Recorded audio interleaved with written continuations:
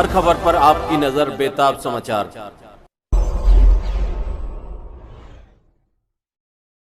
मुझे बताते बड़ी खुशी हो रही है कि आज हमारे दरमियान में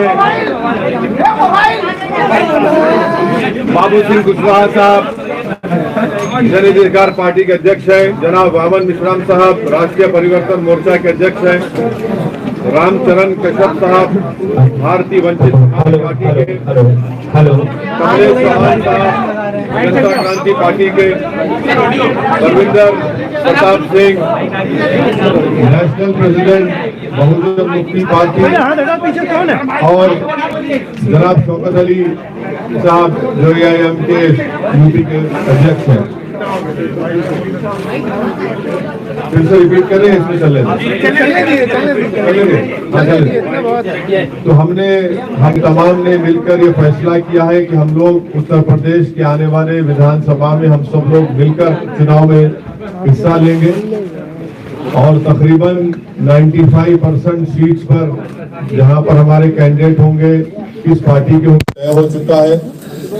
तीसरी बात हमने तय की है कि अगर उत्तर प्रदेश की जनता हमको अपने आशीर्वाद से, अपने दुआओं से और अपने वोटों से कामयाब करती है तो ये जो अलायंस बना है इसके कन्वीनर जनाब बाबू सिंह कुशवाहा साहब रहेंगे और उसमें ये भी तय किया गया है कि अगर उत्तर प्रदेश की जनता इस अलायंस को, इस मोर्चे को सत्ता देती है तो ये तय हुआ है कि 5 साल के टेन्योर में 2 मुख्यमंत्री होंगे, एक OBC समाज के और एक दलित समाज के, और 3 डिप्टी CM होंगे जिसमें मुस्लिम समाज का भी डिप्टी CM होगा। 4 अहम बातें मुझे आप तक बताना था, आप तक पहुंचाना था।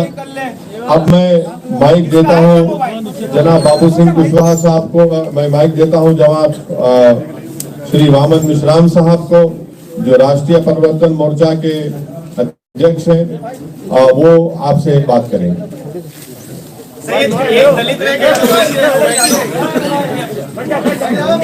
साथियों, पत्रकार साथियों, आपको पूछने के लिए अवसर है।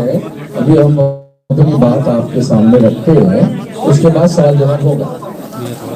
मैं केवल एक बात कहना चाहता हूं कि ये सारा गठबंधन जो है हम लोगों ने मिलकर किया, इसमें अभी जो महत्वपूर्ण 5-6 पार्टियां हैं और उसके साथ साथ और भी दल इसमें आ सकते हैं, इसके लिए अभी दरवाजे बंद नहीं है।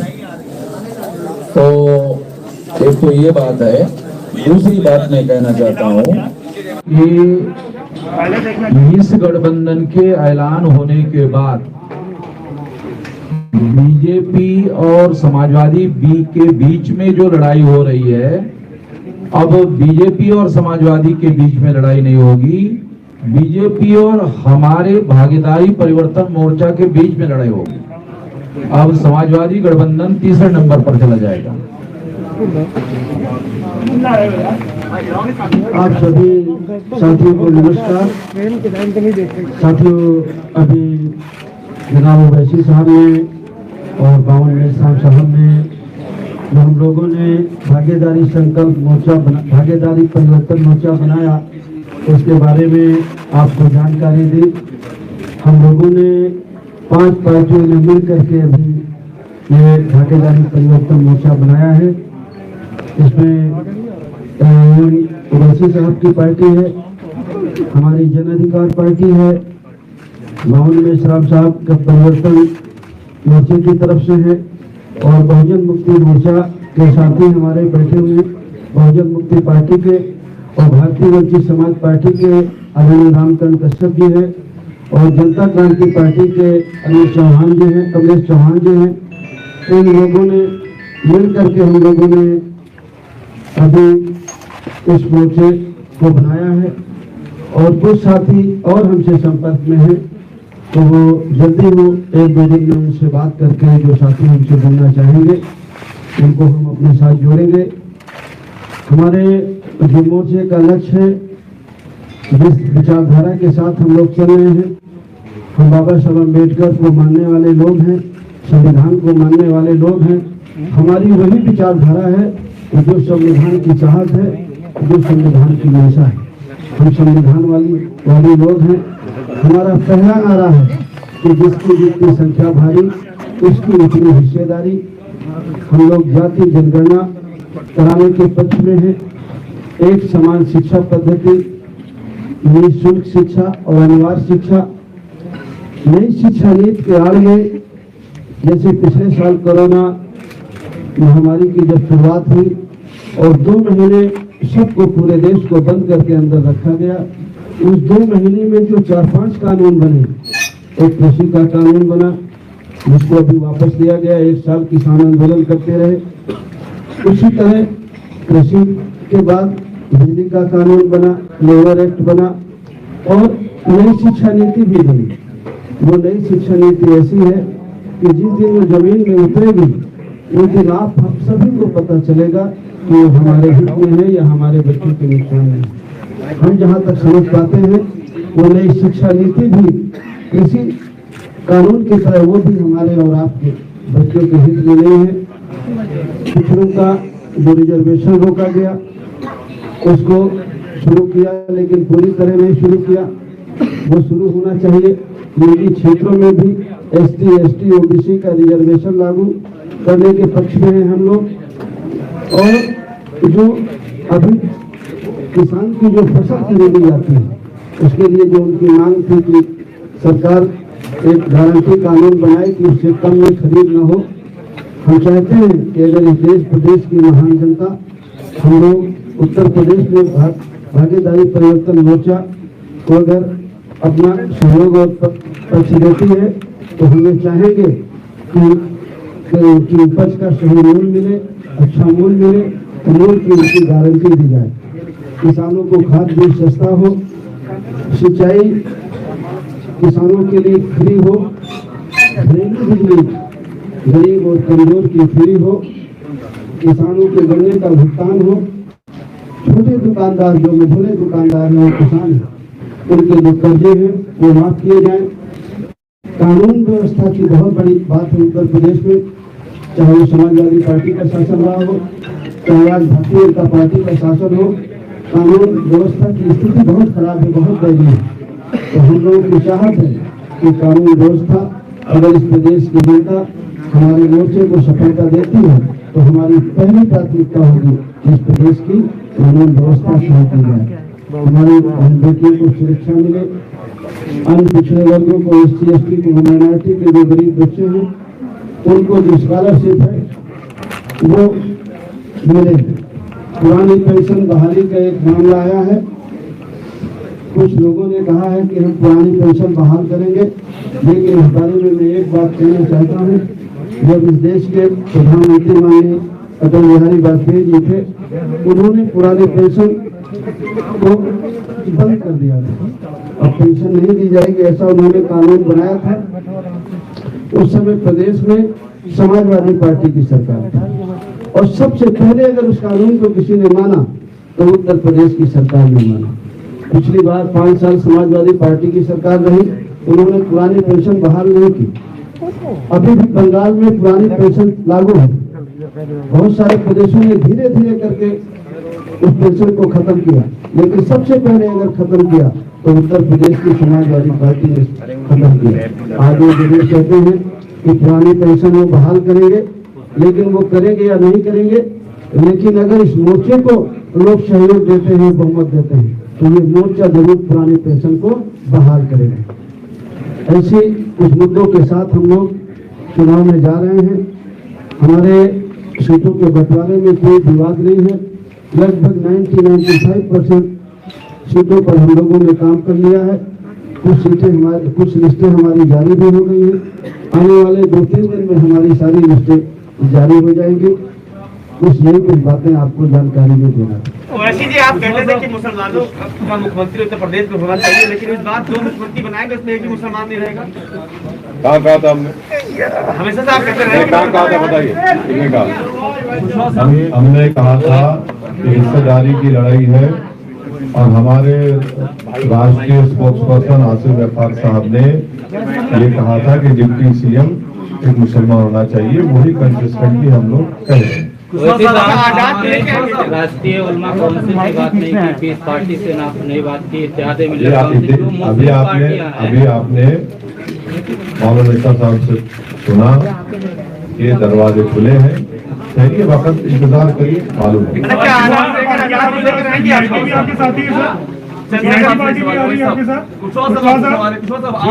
वीआईपी पार्टी भी आ रही है क्या? आपने बहुत सारी कोशिश कवायद की, आप जो है आखिरी मौके पर जो वैस साहब के साथ आप आए हैं, ये विकल्पहीनता मजबूरी का गठबंधन है या पहले से आप इस पे काम कर रहे थे? ये मजबूरी का गठबंधन नहीं है। जिस विचारधारा के हम लोग हैं, हम लोग पिछले 4 महीने से पिछड़ा दलित अल्पसंख्यक भाईचारा बनाओ सम्मेलन पूरे प्रदेश में कर रहे हैं। आपको अच्छी तरह से जानकारी होगी, आप लोगों ने हमें दिखाया हो या न दिखाया हो, लेकिन प्रदेश में अगर सबसे ज्यादा कार्यक्रम किसी पार्टी ने किए हैं तो जन अधिकार पार्टी ने किए, और हम सब लोगों ने एक दूसरे से सहयोग लेकर के पूरे प्रदेश में 4 महीने से चतुर्मासा में भी हम लोग नहीं बैठे, पिछड़ा दलित अल्पसंख्यक भाईचारा बनाओ सम्मेलन हम लोग कर रहे हैं। और जो हम कर रहे हैं, जिस विचार के आदमी हैं वो आपके सामने हम देख रहे हैं। देख लीजिए, पिछड़ा भी है, दलित भी है, अल्पसंख्यक भी है। इसमें से मुख्यमंत्री का चेहरा कौन होगा? क्योंकि भाजपा में तो सीएम योगी आदित्यनाथ है, सपा और आरएलडी के गठबंधन में अखिलेश यादव है, आपके गठबंधन में कौन मुख्यमंत्री का चेहरा है? देखिए, अब हमारे गठबंधन में अभी तो मुझे आप लोगों ने कहा है कि मैं संयोजक हूँ, बाकी अब आप लोग से पूछ लीजिए। अभी आप लोगों के सामने हम लोगों ने सलाह मशवरा करके घोषित करने के लिए ओवैसी साहब को कहा था, और ओवैसी साहब ने घोषित किया कि इस गठबंधन के 2 मुख्यमंत्री 5 साल के टेन्योर में होंगे। एक पिछड़े वर्ग का होगा जो हमारे सामने बाबू सिंह जी है, और एक दलित का होगा, गणेश उल्काश का होगा, उसका चेहरा घोषित किया जाएगा। और 3 डिप्टी सीएम होंगे, उसमें डिप्टी सीएम एक मुस्लिम होगा, बाकी 2 लोगों के नाम जो है वो 2-3 दिन के अंदर घोषित किए जाएंगे। क्या चंद्रशेखर आजाद एक मिनट, लगातार मुस्लिम रिप्रेजेंटेशन की बात करते हैं तो मुस्लिम क्यों नहीं होगा? 2 मिनट सवाल ले लीजिए। फिर उसके बाद में अभी और भी कई लोग हैं, जैसे भागीदारी मोर्चा बना था, आप लोगों को मालूम है, भागीदारी मोर्चा बनाया था, ओम प्रकाश जी ने बनाया था, मतलब वो तो बाबू सिंह जी भी उसमें थे, मगर सामने चेहरा जो था वो इनका था, वो जो है वो केवल वो चले गए, बाकी सारे भागीदारी मोर्चा के लोग इसी में शामिल है। इसके अलावा अभी और माइनॉरिटी के हो या और बैकवर्ड क्लासेस के तमाम छोटे मध्यम प्रादेशिक स्तर के दल है जो इसमें शामिल किए जा सकते हैं आने वाले समय में। एक सवाल ये है, सवाल लेना चाहेंगे? किसको पूछना है? मुझे पूछना है, एक सवाल आपसे लेना चाहेंगे। जी। एक सवाल ये है कि स्वामी प्रसाद मौर्य ने अभी एक बड़ा ही मंच से भी घोषणा की, जिसके साथ हम जाते हैं वहाँ पे सरकार बनती, उसकी हम सरकार बनाते हैं, तो उन्होंने अपने आप को किंग मेकर घोषित कर दिया है चुनाव से पहले। आपको इसके क्या मायने दिखाई देते हैं? क्या आपको लगता है कि उनकी बात में दम है? अगर वो कह रहे होंगे तो होंगे, और इसमें हम क्या कह सकते हैं? सर सीटों का कुछ फाइनलाइजेशन हुआ है? सीटों पे कुछ फाइनलाइजेशन हुआ है सर? हाँ, सीटों का होगा। कितनी सीटों पर लड़ रहे हैं? 95 सीटों पर हमारा 95% सीटों पर हमारा कितनी सीटों पर लड़ रहे हैं? क्योंकि 403 पहले फेज की पोलिंग के लिए नामांकन खत्म हो चुका है, अब वो सीटें खत्म हो गई हैं। नामांकन हो गया हमारा, चल रहा है, तो टोटल काउंटिंग कितनी है सीटों पर? 403। सुन तो लीजिए, सवाल तो सुन लीजिए सर। हम कितना करेंगे? सवाल लंबा कितना सवाल कर रहे हैं? आप 100 सीटों पर सवाल इतना जा रहा है सर, बीच में बोल रहे अब सवाल समझ गया, आप 100 सीटों पर चुनाव की बात कहते रहे, इसलिए पूछ रहा हूँ। हो गया। जी बताइए। और कुछ बोलना है? अभी लंबा करेंगे। 403 सीटों पर हमारा गठबंधन चुनाव लड़ेगा, पहली बात। उसमें से 95 सीटों पर हम लोगों का कंसेंसस हो गया है। 95% सीटों पर, ठीक है। 5% सीटों पर 3 दिन के अंदर नाम के साथ लिस्ट घोषित की जाएगी, ये बात है। अभी ओबीसी साहब मेरा सवाल आपसे है, सीटों की बात करें, आप अपनी सीटें बढ़ा रहे हैं। देखिए, बढ़ने तो लोग भी हैं। हमारी बाबू सिंह कुशवाहा साहब की, वामन मिश्राम साहब की, परविंदर प्रताप सिंह साहब की, कमलेश चौहान साहब की, रामचरण कश्यप साहब की, रामकरण कश्यप साहब की, हम लोगों की बातचीत बहुत दिन से चल रही है। तो ये फर्स्ट फेज, सेकंड फेज, आप उस चक्कर में मत पड़िए। अरे सर सुनिए भाई, सुनिए। अरे इतना बॉक्सिंग मैच होता है, इतना खबर रखिए। ये हमारी बातचीत पहले से चल रही है। फर्स्ट फेज में कौन कहां से लड़ेगा, किस विधानसभा से लड़ेगा, सेकेंड फेज में, थर्ड फेज में, फोर्थ फेज में, फिफ्थ फेज में, 6, 7, ये सब तय हो चुका है। तो इसमें आपको कोई ताज्जुब या परेशानी की बात नहीं होनी चाहिए। ये तय हो चुका है। अभी वामन मिश्राम साहब ने और हमारे कन्वीनर साहब ने कहा कि 95% सीटों पर पूरा तय हो चुका है कौन कहां से लड़ेगा। वैसे साहब हम कहीं नहीं जा रहे। मेरा है कि आपने कहा कि दलित सीएम और आपने कहा ओबीसी सीएम, सवाल ये मुस्लिम सीएम को नहीं, पहला और दूसरा क्या चंद्रशेखर को भी साथ में ले रहे हैं क्या? ये 2 सवाल एक साथ है। अब ये अभी आपके सामने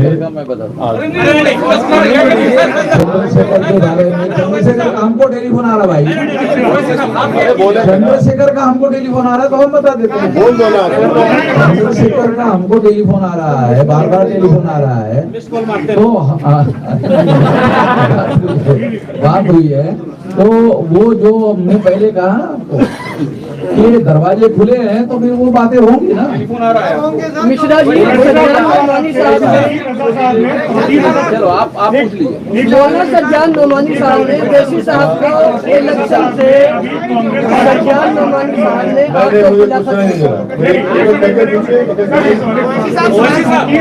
ने वकील रजा साहब ने कांग्रेस का समर्थन दिया है। उन्होंने बोला है कि ओवैसी साहब को, क्योंकि पूरे माहौल को देखते हुए और बीजेपी को क्योंकि हराना है, इसलिए उन्हें इन चुनाव से दूर रहना चाहिए, उत्तर प्रदेश के चुनाव से दूर रहना चाहिए, ऐसा वो कह रहे हैं। कुर्बानी देनी चाहिए आपको। उनकी राय हो सकती है। मेरा सवाल ये है कि कल प्रियंका गांधी वाड्रा ने जब प्रेस कॉन्फ्रेंस की तो उन्होंने कहा कि पोस्ट पोल अलायंस के लिए कांग्रेस के जो दरवाजे हैं वो खुले हुए हैं, और जब मुख्यमंत्री के बारे में पूछा गया तो उनका कहना था कि मुझसे ज्यादा बेहतर चेहरा आपको उत्तर प्रदेश में क्या नजर आता है? और ये भी कहा कि जरूरत पड़ेगी तो समाजवादी पार्टी को दे सकते हैं समर्थन। मैं कांग्रेस तरफ से कुछ नहीं बोल सकता। सज्जाद नोमानी साहब ने आपको खुला कर लिखा है, नो कमेंट। मिश्रा जी के वो बहुत करीब रहे हैं। No comment. और सपा कहती है कि 10 मार्च को भारतीय जनता पार्टी कहती है इस बार 325 प्लस। आप बताइए कि उत्तर प्रदेश के चुनाव में क्या होने जा रहा है? ये तीसरे स्टेज की लड़ाई के लिए ये लड़ाई, देखिए, ये जो लड़ाई है, ये पूरे कमजोर लोग मिलकर एक ताकत बन रहे हैं, और ये 99% वर्सेस 1% की लड़ाई है। जो 99% है और 1% संघ है, ये उसकी लड़ाई है। आपने पहले कहा था 100 सीटों पर लड़ेंगे, आप क्या? हाँ, अरे आप लिस्ट देखते जाइए ना। नहीं तो 403 पे बात हो रही है, तो 150 पे लड़ेंगे। अरे पूरे नंबर आ जाएंगे आपके, पूरे नंबर आ जाएंगे आपके पास। क्यों आप फिक्र मत रहिए, मुतमईन रहिए। मुस्लिम सीएम के इशू पर आप कुछ बता नहीं रहे हैं कि हाँ, जैसे 2 हो सकता है। पश्चिम में बड़ी दावेदारी आपकी। सुनिए, ये बात तय हो चुकी है, जिसका जिक्र अभी हमारे कन्वीनर साहब बाबू सिंह कुशवाहा साहब ने कहा, वामन मिश्रा साहब ने कहा, उसी पर हम कायम हैं। सर, आजम खां की रिहाई के हवाले से आजम खां की रिहाई के हवाले से आप आवाज बुलंद किए हैं। अब्दुल्ला आजम ने कहा है कि अगर हमारे सच्चे हमदर्द हैं तो उनको उनकी वजह से जो सियासी नुकसान हो रहा है उस पर देखना चाहिए। तो उनको अपना नुकसान किससे हुआ वो पहले समझ लें। उनको किससे नुकसान हुआ वो उस बात को समझ लें।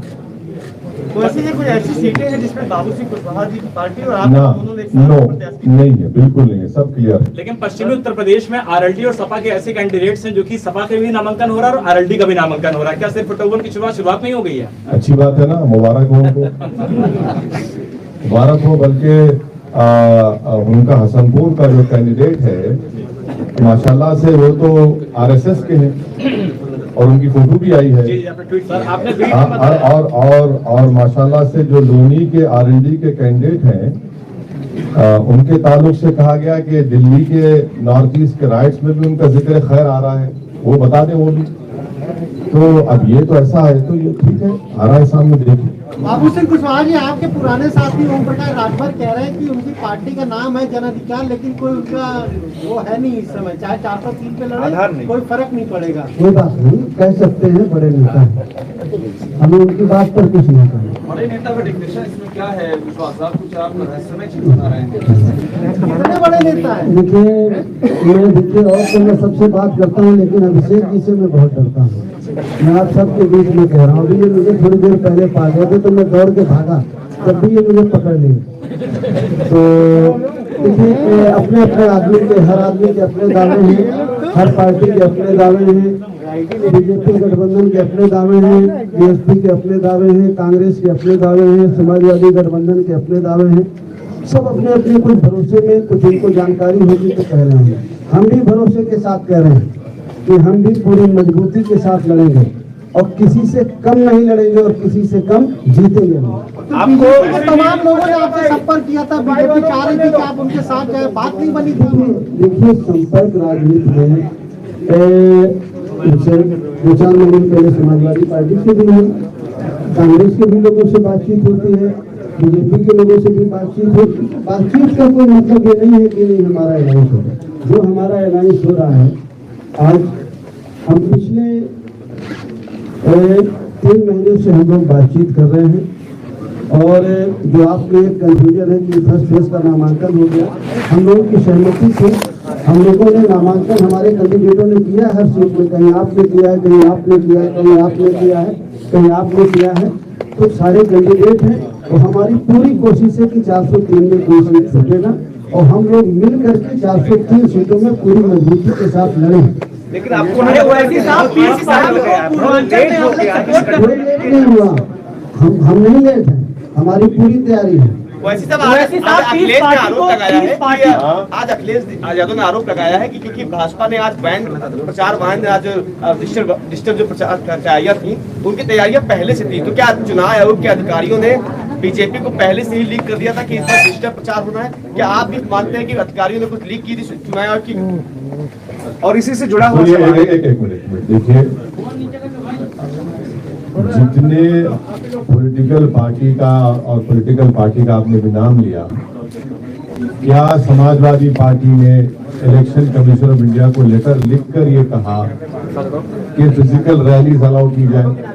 सिवाय हमारी पार्टी के किसी एक पॉलिटिकल पार्टी ने इलेक्शन कमीशन ऑफ इंडिया को लेटर नहीं लिखा। मैं शुक्रगुजार हूं इलेक्शन कमीशन ऑफ इंडिया के चीफ इलेक्शन कमिश्नर का कि हमारी उनसे नोटिफिकेशन आने के 2 दिन के अंदर हमसे फोन पर बात किए। हमने उनसे रिक्वेस्ट किया कि सर आप कम से कम एक पॉलिटिकल पार्टी को एक विधानसभा में 500 लोगों के साथ फिजिकल रैली करने की इजाजत दीजिए, पूरा कोविड नॉर्म्स को फॉलो करते हुए। और फिर हमने यही बात को चीफ इलेक्शन कमिश्नर को लिखकर भी दिया। हमने कहा कि फ्री एंड फेयर इलेक्शन का मतलब यह है कि सबको एक लेवल प्लेइंग फील्ड मिले, तो आपको भी लिखकर देना चाहिए था, आपने क्यों लिखकर नहीं दिया? हमने तो लिखकर दिया है और हमको यकीन है कि इलेक्शन कमिश्नर उस पर गौर करेंगे और उस पर एक फैसला लेंगे। अब जब किसी पॉलिटिकल पार्टी को फिजिकल रैली की और पदयात्रा की परमिशन नहीं है तो फिर हमको जो कर सकते हैं वो करना पड़ेगा ताकि हमारा मैसेज, हमारा पैगाम जनता तक पहुंच सके। आज बीजेपी ने शिवपाल सिंह यादव से संपर्क में वैसे सब आप लोग नहीं है, मगर हमारे ताल्लुका शिवपाल यादव साहब से पर्सनली है और रहेंगे इंशाल्लाह। आज बीजेपी ने चुनावी रथ निकाला है करीब सैकड़ों, जिसमें पोस्टर लगे हैं, एलईडी लगी हुई है। आपकी निगाह में चुनाव आचार संहिता का उल्लंघन नहीं? अगर वो परमिशन नहीं लिए है ईसीआई से तो जाहिर है एक्शन लेना चाहिए। अगर परमिशन लिए मुझे नहीं मालूम, ये नहीं। सर, इलेक्शन कमीशन ने जिस तरीके से कहा कि वर्चुअल रैली होगी, ऐसे में छोटी पार्टियां जिनके पास संसाधन नहीं है उस लेवल पे, वो क्या अपने मतदाताओं तक अपनी बात पहुंचाएंगे? उसका तरीका क्या होगा? और क्या आप इलेक्शन कमीशन से फंड की का रिकमेंड करेंगे छोटी पार्टियां? इलेक्शन कमीशन से फंड करने का तो वो तो नया कानून लाना पड़ेगा, वो अभी पॉसिबल नहीं है। मगर अब जो भी है जिस तरह से है उसको हमको देख के आगे बढ़ने की जरूरत है। सर, एक सवाल ये है कि मुजफ्फरनगर में अभी तक की जो सपा एलएलडी की लिस्ट आई है उसमें कोई भी मुस्लिम कैंडिडेट नहीं है। क्या मुजफ्फरनगर दंगों में जो चीजें हुई थी उसको भरपाई करने की, मैनेज करने की कोशिश की जा रही है ताकि मुस्लिम कैंडिडेट ना हो वहाँ पे सामने? मेरा मानना ये है कि एक बहुत ही सोफिस्टिकेटेड तरीके से वहाँ पर अल्पसंख्यक समाज की पॉलिटिकल वॉइस को दबाने की कोशिश हो रही है। ईवीएम से सर कैसे लड़ा जाए? हाँ, ईवीएम का जो सवाल है उस पर क्या कहें? आपको शक है? सभी को है, बहुत सारे आपको है? अच्छा,